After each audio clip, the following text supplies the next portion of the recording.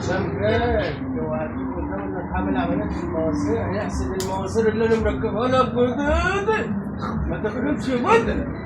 ربنا يستر. السلام عليكم. ازيك يا حسام؟ يا ريس عامل ايه؟ الحمد لله. انت جيت لي خير يا رب.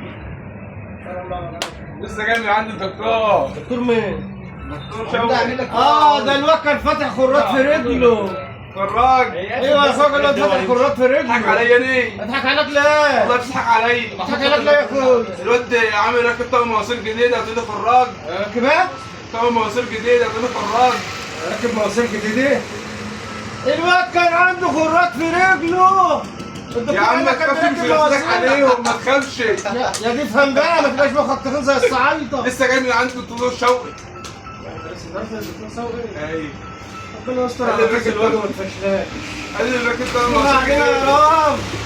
والله راكب طقم مواسير جديده ما تخافش مش هنضحك عليهم. يابا اللي جاي تقول له بس يا عم. الحمد لله يا عم على العموم. الف سلامه على الولد يا عم. مش احسن ما تخافش. وش يا حسام؟ ما تخافش بقى ما تقلقش بقى ما عملهاش لسه. ما تخافش.